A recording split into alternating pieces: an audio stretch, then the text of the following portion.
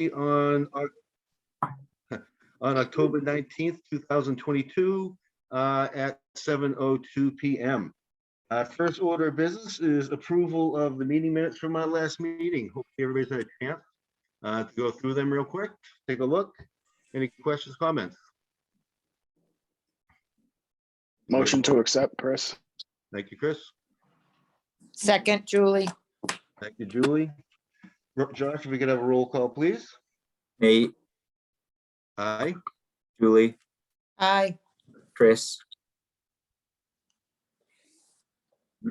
Chris, Aye. Susie, Aye. Rig. Aye. Thank you. The motion was approved. All right, great. Thank you very much. Moving on to our next item, which is public comment. I would ask that if we do have any public comment, that you state your full name and your street address for the record. Do we have any public comment this evening? Going once, public comment. Okay, not hearing any. Before we move on to any business, Susie, I wanted to turn it over to you real quick. Thank you. Just a quick FYI for folks. I just wanted to share, I recently pulled papers to run for an at-large seat on the town council. So I just wanted to disclose that to this group and let you know that was happening. I believe my term on FinCom is actually ending January 2023. The election is January 7th. So I'm gonna actually, Marilee, I'll check in with you offline separately just to confirm, do I need to vacate this seat earlier or et cetera, those sort of logistics, but I just wanted to let this group know. All right, thank you, Susie, and good luck and congratulations. Thank you. Looking It's forward to it. It's obviously, must be exciting and, it'd be a huge challenge if it works out. As far just a quick question, what's your appointment, Susie? What's my what? Are you town clerk, town council, town manager? Town clerk. You're town clerk, okay. All right, and there's another bird killed at the same time too. Sounds like Marilee's got an appointment coming up here. Okay, great. We don't have Lee here. So we do have Councilor Gallagher and Ms. Hunt with us this evening. So the first thing I would ask is that if the chair will entertain a motion to take the old business out of order. So moved. Second. Okay, thank you, Chris. Thank you, Rig. Josh, if you could do a roll call. Nate, Aye. Julie, Aye. thank you. Chris, You're welcome. Aye. Susie, Aye. Rig. Aye. Thank you. The motion was approved. Okay, thank you, everyone. So this is FY 23-020. Before we start real quick, I don't believe that we will be having any vote this evening as a committee on anything. I could be mistaken. I think this will be more for informational purposes at this point. And I just want to make sure too, so and the issue of the stipend itself has been resolved. And at that point, I think, again, I'll let Mr. Gallagher and Ms. Hunt answer that in the definitive for us. So if one of you two would like to. Yeah, I can You start. want, do you want to go first, Dennis? You want me to say? Yeah, yeah. I mean that I'll start, and obviously, the town clerk can chime in when I'm through. The town clerk actually presented this to the council, or that she would like to see something done with her salary, and at that time there was some issue regarding the stipend. So I put an order in, a budget order in to have the council take a look at this. It's referred to obviously this committee and the council's budget and finance committee, and it's still in our committee. There's no hurry to move on this. My feeling is that any adjustment that we make would not take place until the FY24 budget is which really wouldn't be till July of 2023. That gives, as we start the budget season very quickly after the holidays or during the holidays. So the issue that was addressed to us was that there was a stipend issue, but there was discovered that the town clerk is being paid a stipend, and I believe that that's fine with her, fine comparable to the work and everything like that. So the next issue is the salary. There really hasn't been an adjustment to the town clerk salary in a couple of years. A little bit of history for some of you that haven't been around is the town clerk was sworn into office back in May of 2015. And she was welcomed with a salary of $40,000 by the council. It was reduced from, I believe at that time, the previous town clerk was paid close to 65,000 at that time. 63,000. So it was reduced. It was reduced down to $40,000. Then it was recommended to go to the 40,000. It was immediately changed to 45,000. And it slowly has gone up a little bit by little bit. I know you all understand the extra work, particularly since early voting has taken place, since mail-in voting has now become the norm. Early voting isn't going to go away. There's an awful lot of extra work, not only the town clerk, but her whole staff does, particularly during election seasons. This year being one. Next year, there's a town election, there may be a special election in 2023, but there was also a comparative sent to, I believe, all of you regarding other town clerks that are in towns our size. So the discussion that we're going to have is what's a fair increase for the town clerk. Right now, the FY23 budget has her at $82,118. I believe most of her counterparts are close to 100 grand. Some might be a little bit lower, but I think that we're going to have that discussion. I want you guys to be aware of that. And hopefully when something comes back to you, we can. But some of the towns, Randolph, I think Braintree is over 110,000 now. Braintree is a little bigger than us, but they have the same form of government, same election process as we do. And there were some other towns that if Marilee wants to go into those towns as well. But since there was an actual effort 5 years ago to put the town clerk at a decent salary, trying to get away from that, in my opinion, was an awful thing to do when someone comes into office. And my feeling is this too. We know the town clerk's not going to be around forever. She's not going to be town clerk forever. We hope she's around forever, but she's not going to be town clerk forever. And I think that whatever the salary is at, if I'm still a counselor at that time, I have no intentions on reducing that no matter who gets the position. So whoever, in my opinion, whoever runs for the position is running for the position as it is. Because the work is there. Experience might not be, but the work is there. So I bring this to the Finance Committee's attention because I think the work that you do and the thought process you guys have is certainly relevant, certainly something that I will take into consideration, as I'm sure will the members of the Budget and Finance Committee, who is Bill Wood and Sean George, and I'm sure the entire council. So that's why this is in front of you, is to begin the discussion of what we can all agree on that would be a fair salary for the town clerk. Because I do think right now she's really under what her counterparts have in other towns relative to our size. And I'll let her speak to that. Okay, thank you, Dennis. Ms. Hunt? Thank you, and thank you for letting me be part of your meeting tonight. And thank you, Dennis, for what you said. Dennis was the one. Dennis and Councilor Columbotus both fought to try to restore my salary after it was cut. Very painfully and it felt very targeted to be elected after a man had been serving for 38 years and died in office. And all of us who ran for that position, there were 4 of us who ran, 3 men and me.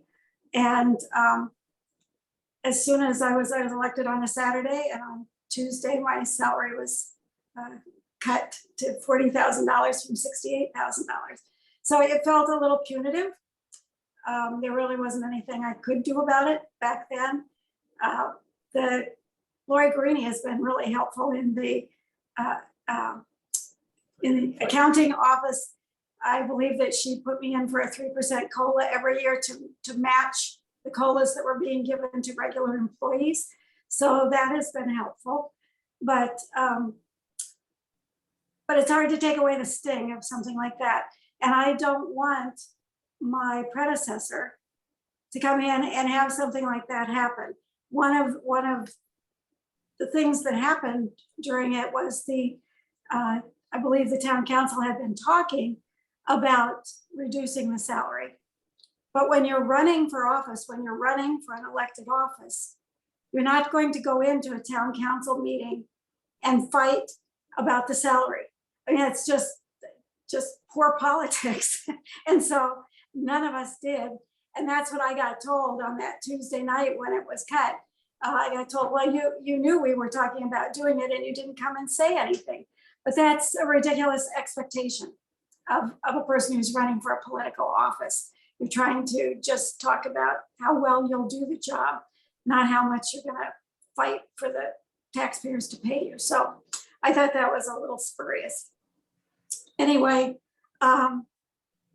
it was a significant, and it was not immediately restored, Dennis. It took it almost 5 years to be restored to my present rate.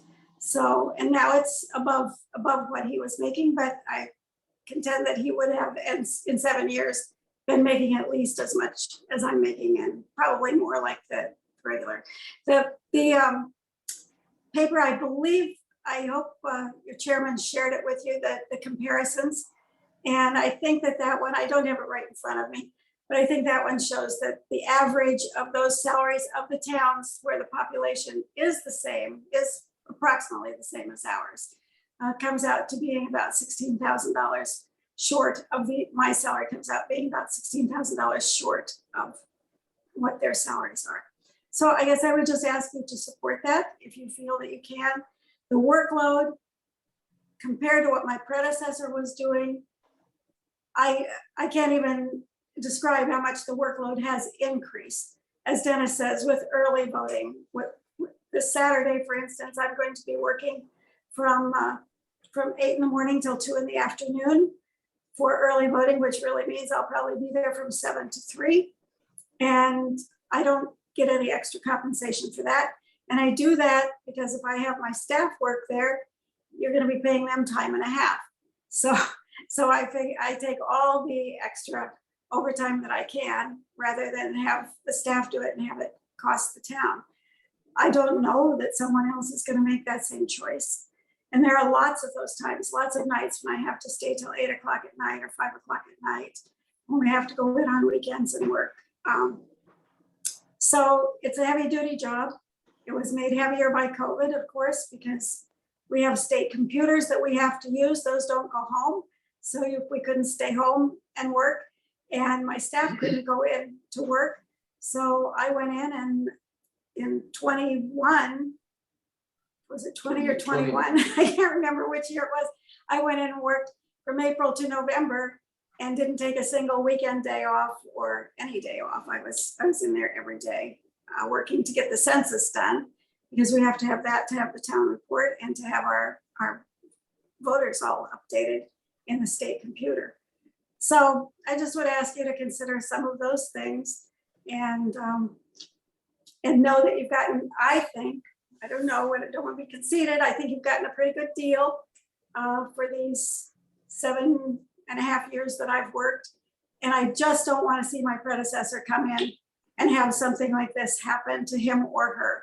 It's just not fair. It's a big job. It's not a half-time job. So if somebody's talking about cutting it back to a half-time job, no, that won't work either. The staff is wonderful. They deserve all the respect that they get, and they deserve a leader who comes in there and actually leads them and shares in the work. So that's what I have to say. And if I could just add one quick thing, to that. And I think this is very important. And we've been very lucky to have a town clerk like Marilee Hunt these past 8 years. I doubt you're ever going to get something like that again with respect to what the town is actually saving, having someone like her in there. And I mean that by the fact that she does not take the health insurance with the town, which is a huge savings to the town because she's retired from another job. She doesn't need the health insurance. She has it, but she doesn't take that. And she's not in the town pension system either. So we're very fortunate. And I think I've said this several times, but that's not going to last forever. We might get lucky with someone like that again, but I doubt it. You should always plan that a town employee is going to need health insurance and obviously all the other benefits that are afforded any other town employee. With this particular town clerk, she does not have those benefits. I'll add one more thing too. Oftentimes you got my husband. He's gonna be there on Saturday, working all day with me. He helps us set up the election. He's there for early voting and for early processing and all of those sort of things. Not everybody's gonna have a spouse or a partner willing to come down and spend that much time, a lot of time that he spends free of charge for you. Okay, Awesome. thank you. I do appreciate your time and, do appreciate the work. As somebody that was a old family friend of Esther Anderson, the name probably doesn't mean anything to many people, but she was the longest serving town clerk in Massachusetts. She was a bit of a legend. And the work that she does, the town clerk position really is about community too, I feel. And the fact that it's an elected position makes it a little unique with our form of government. I think it's important that the town clerk is elected, especially being the registrar of elections for us. So, one quick question I did have for you, Marilee, is where did you get the information on your town clerk, comparable town clerk salaries? We have a network of all town clerks. I belong to both the town clerks network and the city clerks network. Okay. And so I just simply put out a request and I said, will anyone who's an elected town clerk with a population from 25,000 to 35,000, if you're willing, give me your salary and your benefits. And so those are the ones that I got that were within the range. Some other people just saw your salary and your benefits and sent it to me. And it wasn't, some of those weren't even relevant that I put on there. But that's where I got it, was just that's a private email network among us. We're not allowed to share those emails, but I told them ahead of time I was taking the information out to compare it and share. So. Okay, great. Thank you. Yeah, I didn't assume that there was probably this database somewhere where the town clerk. There is a database for us, but I forgot my password and I didn't have it written down. I couldn't get in to the website where it would have shown me all of it. So I just wrote to them individually and they individually sent it to me. So I didn't handpick them I didn't write to specific towns and say, I'm sure you make more than me, so will you please send me your salary? I didn't do that. It's a general call. Yeah, it can be delicate, I understand. From a fiscal standpoint, seeing a surety or stability in this salary makes sense to me too for a whole bunch of different reasons, and some that you've already brought up, so thank you. I just want to throw it out there. Do any fellow committee members have any questions for Mr. Gallagher and Ms. Hunt while we have them here in front of us? Go ahead, Rig. Thank you, Nate. I just want to point out the distinction, in my opinion, between fair and comparable. I know Councilman Gallagher said fair. When I think of fair, I think of it being very subjective, right? I think comparable, because the information that was given to us, that's information that we can compare what Ms. Hunt's current salary is compared to her, to her peers in similar towns. So I just want to be very clear. To me, when I hear fair, I hear, I automatically lean on that the word is very subjective. It's really based on what people might think and what people think she or her predecessor might deserve. I think if and when this does come to our table, I think we really need to think about comparable. What other towns similar to ours in population, et cetera, are paying their selected officials, i.e. Specifically town clerk. So I just want to make that distinction, at least from my lens and how I sort of define the two words. Okay, thank you, Rick. No, that was an important distinction to make. And hopefully you do have the list. I know that everybody did get the document that Ms. Hunt sent out to us. So we do have those in front of us, and that is a very good point though, Rick. Right, I just, I see your hand up, Nate. Susie. Yeah, oh, sorry, go ahead, Susie. yeah, I saw Susie's hand up. Yeah, go Yeah, ahead. Susie. that's right. Thanks. First, Marilee and Dennis, thank you very much for being here. This is a super interesting topic. So, one, I remember reading about when you were elected and that salary dropping immediately. It really did come off very, very negative in my eyes. I didn't even know you at the time. And honestly, I was a little disappointed that it did take the council that long to readjust it. So, hopefully that is something that would be, I'm glad that the attention is on it now. So that's one thing. And then of course, my interactions with you have been very positive, and I appreciate that you've appointed me to this post, right? So forgive me, I'm going to have a bunch of questions. I have done a lot of hiring in my experience, and I'm very familiar with benchmarking processes. So probably following up on kind of like what Rig has mentioned,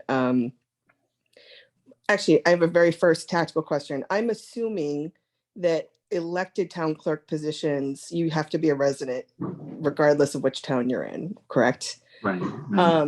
So one of the things that I was curious about, and I know that you already answered the question but my question was going to be, has there been a sort of professional, and no offense, Marilee, but in terms of like a professional compensation evaluation? Because, the way that the information was shared, showing that these are similar towns in size, I'm not sure population is the only factor. Economic base is certainly, if you are living, for instance, in I saw that Wellesley was on that list. If you are elected in Wellesley and you have to be a resident, that means that your cost of living is just exponentially higher in Wellesley than it is in Bridgewater. So your salary would naturally be adjusted for the market that you're in. I just asked that because I just wondered if the salary review was done from a professional benchmarking perspective, because I think there's different inputs into that. And I'm not sure if all positions, do they have the same hours? Are they all full-time, et cetera?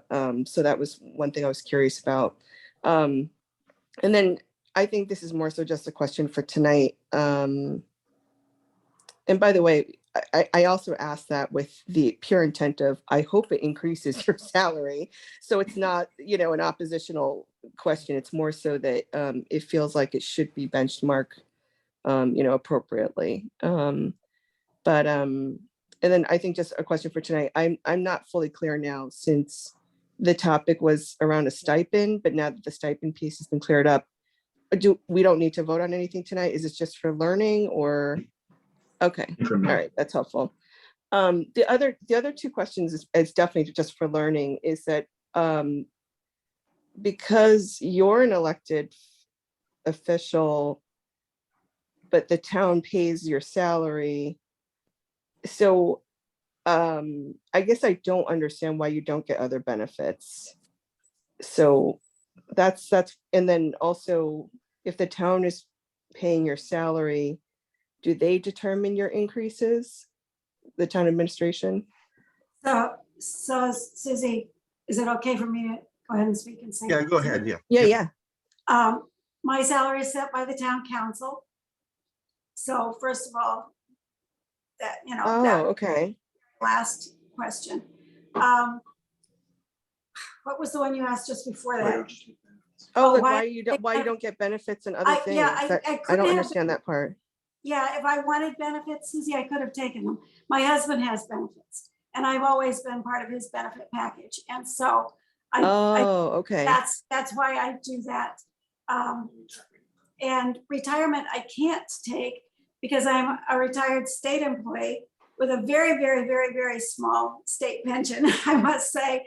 I worked so many, I worked for the state for 18 years, but 8 of those years were as an O3 employee, which meant I wasn't paying anything into the pension for those because I was putting my kids through college and I needed actual cash. So I just had the 10 years that you need to qualify for receiving pension. And once you take the state pension, you can't pay into any other pension. So I couldn't be participating in the town pension. So that's the answer to that. Okay.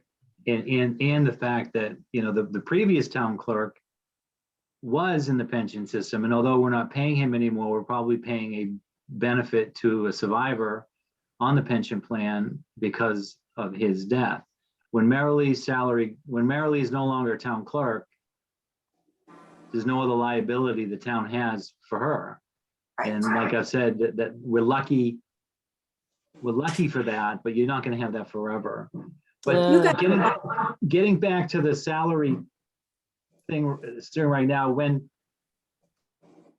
about 2 or 3 years into her first tenure as town clerk, the town was doing an overhaul of the wage and personnel package.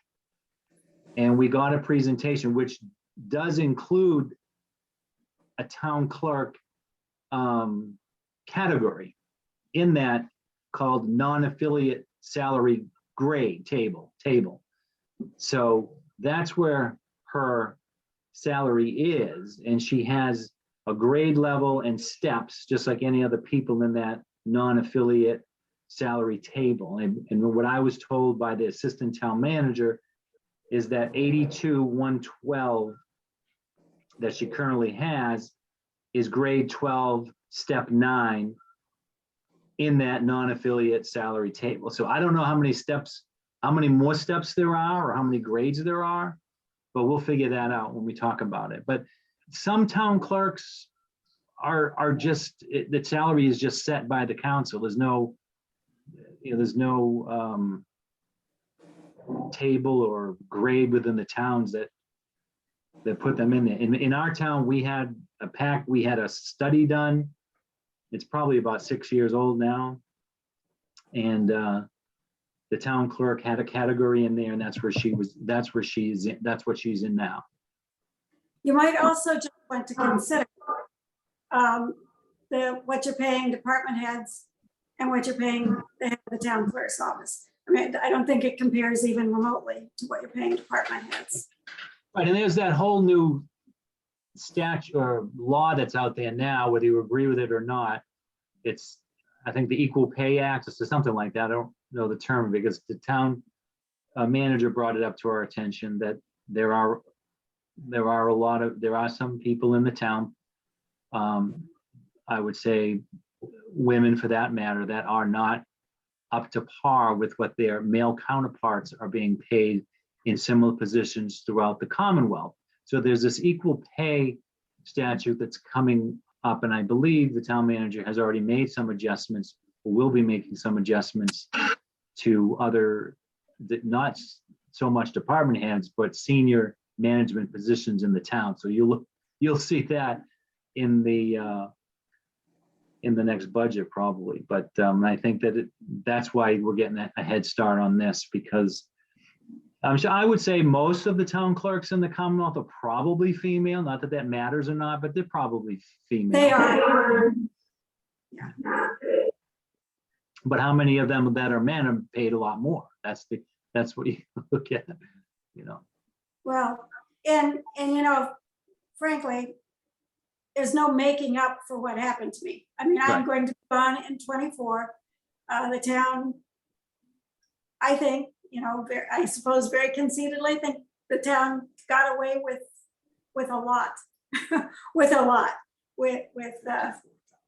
But, you know, I did a calculation once that was over $56,000 that the town probably should have been paying. If my predecessor had been alive, that's probably what the town would have paid extra for those years that I've been there serving with Les. So, and I don't see that the town has any thought about making any recompense for that. But that's why I want to make sure our predecessor doesn't come in and get kind of jabbed the same way. You mean for your future successor, or who would be? Yes, Yeah. yeah, oh, yeah. Successor, Okay. not predecessor. Yeah, no, I think that's smart to set that up properly. Yeah. Nope, I agree. All right, well, we have them here. Does anybody else have any other questions? By the way, thank you very much, Dennis and Mary Lee. This has been very informative, I'm sure, for everybody. And you know, when this does come before us, if and when it comes before us, we'll have that much more of a head start. A lot of times this committee, it seems like we're surprised when things come down the line, and it's great that that won't be the case with this subject. Oh, go ahead, Mary Lee. I'm sorry. Well, my husband's sitting here. He wrote me a question. He wants me to ask, who should do the benchmarking? Who would be the person to do the benchmarking if you were looking for, Susie, if you were looking for benchmarks? So HR departments typically work with a third party that can do professional benchmarking. So they can, you know, look at obviously like roles, responsibilities, that sort of stuff. Okay. Yeah. Right. Nate, so I just Yeah. want to say, I agree with Rig on the fair, because it's like, just like with your children, fair is not always equal. I mean, not all kids need the same thing. I might, you might have 3 kids, I might have 3 kids, but they all have different needs. So I think that was a good point about what Susie said about the population and where the money's coming from. Just like when we did the contracts for the school district, from my school committee experience, to your point, the W towns and stuff like that, they may have similar populations, but it's not always equal just because we have the same number of students, because the tax base is higher. That's not to say that Mary Lee isn't entitled to more. And the same thing with, comparing a whole benefits package. Clearly we thank you, Mary Lee, for saving the town money and all your dedicated service through the years. And as Dennis said, we're not always going to be that fortunate as far as the benefits package goes, but hopefully whoever does run for it will understand that going forward. And Susie's right. You just can't say, just because you live here doesn't mean you're the best candidate. Maybe we lucked out, but and we had someone for a very long time. But the longer they stay, the more they cost. Just like teachers. They stay, they retire. We have to give them a retirement package. So thank you for saving us, Mary. And hopefully whoever runs next will understand that the town council is going to work on hopefully rectifying some of this and, not blindside them going forward. Yeah. Okay, thank you. Okay, thank you. Anybody else? Right now. Thank you, guys. Okay, well, thank you. We thank you Thank for showing up, both of you, Councilor Gallagher, Ms. Thank you. Hunt, and it was, like I said, it's been very helpful and very informative. We appreciate it. All right. Enjoy the Take rest care. of your meeting. Okay. Enjoy the rest of your meeting. It's gonna get really exciting now. All right, thank you. All right, everyone, thank you very much. Those were some great questions that we put before there. This issue is not something that's new. It's something that's come before this committee in various forms over the years. And I learn something new every time, and I learned something tonight, some new stuff tonight. And it was because of the great questions that were asked by the members tonight. So thank you. All right, moving on to our first order of new business. FY 23-023, acceptance of MEMA grants. This seems to be pretty straightforward. It seems like we applied for a grant. Lori, do we know who specifically applied for this grant?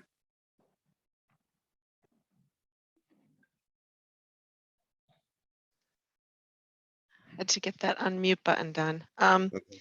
Yeah, so the town manager's office, I think in coordination with the fire department, because the fire chief is kind of the emergency operations. We used to have an EOC when we had the Pilgrim plant, but that's been decommissioned. But so the emergency operations, usually the fire department.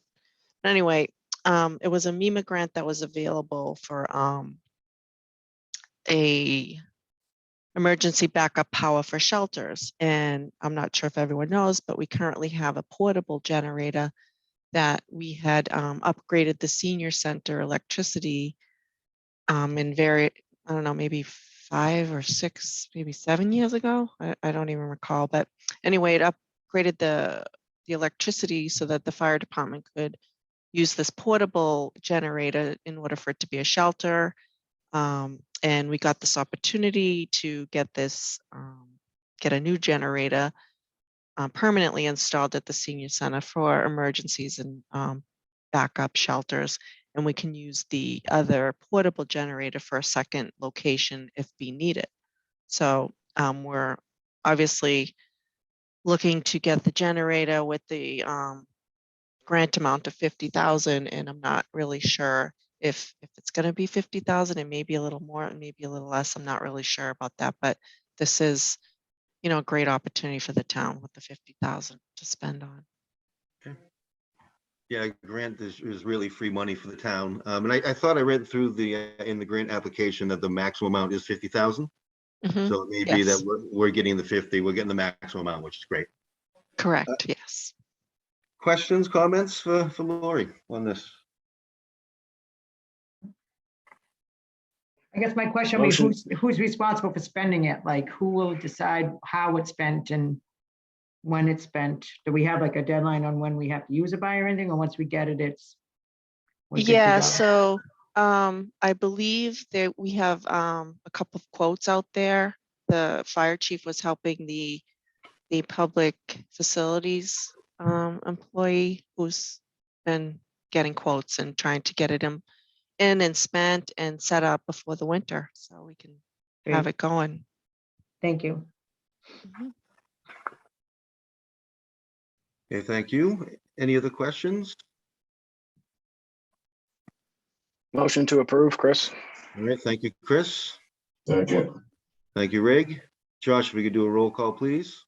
Nate, Aye. Julie, Aye. Chris, Aye. Susie, Aye. Rig. Aye. Thank you. The motion was approved. All right, thank you, everyone. Moving on to our next order of business. FY 23-0024, another one pretty straightforward. It looks like we have a prior fiscal year invoice that needs to be paid. It's the county press for the town report, the 2020 town report. Cost of $582.06. Any questions, comments on this? Yeah, what, do we know why it's late? So I believe that the bill just did get in, that it was never paid. And it just recently came to the attention, I believe, of the town clerk, who, for some reason or another, we just don't know why it got missed.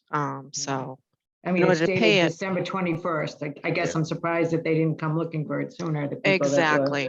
exactly. So because it's from last year and we just have to make an appropriation, not out of the, because it was the monies from last fiscal year have been closed out, so we have to make an appropriation to pay this prior year bill. Gotta be paid. Okay, any other questions, comments? Yeah, I guess I'm glad of the amount that it's not a substantial amount, and I hope that, there's something done to correct it from happening again. Because I've seen it again in other situations, not here, but Yeah, we're lucky that it was a small amount, smaller relatively speaking. Yeah, right. It's true, Julie. Good point. All right, motion to approve. All right, thank you, Julie. Anybody? Second. Second, Chris. Josh, if we could have a roll call. Nate, Aye. Julie, Aye. Chris, Aye. Susie, Aye. Rig, Aye. and I believe Lee just joined us. Yes, hello. Hey, Lee. Hi, Lee. Hi, Nate. And your vote? Aye. Okay, thank you. The motion was approved. All right, thank you. Moving on to our final order of business for this evening, FY 23-025 transfer order, contractual buyouts. So essentially, we're moving funds from the Employee Liability Trust Fund so that we can pay the contractual payouts that we have. I'm sure most people know that we have legacy retiree, town employee retirees in town. That we have obligations to, could be sick time, vacation time, buybacks, etc. So this Employee Liability Trust Fund was set up to address these things as they came up in the future and in the past too. In the past, we had no funds to handle this, and now we do. So now that's what we're doing here is we're being asked to recommend the transfer money out of the Liability Trust Fund to meet these contractual payouts. Did I miss anything, Lori? Did I get that right? Yeah, no, you're correct. Most of these retirements, well, at least 5 out of, I think there are 8 people in this, or employees. They're longtime employees, police and fire, and they're working their way down as far as all of the liabilities. So I don't know Laurie, if I are you able to explained that tell right. us what the balance is in that account or how we fund that account? I mean, did you just budget it every year? No, how so we come up with actually- a budget number and Actually, we just from the town's free cash in your prior at the prior town council meeting, we had put about $660,000 away into this employee liability account, knowing that we had substantial obligations for these few longtime employees. thank you. So, Hey, anybody else got questions, comments?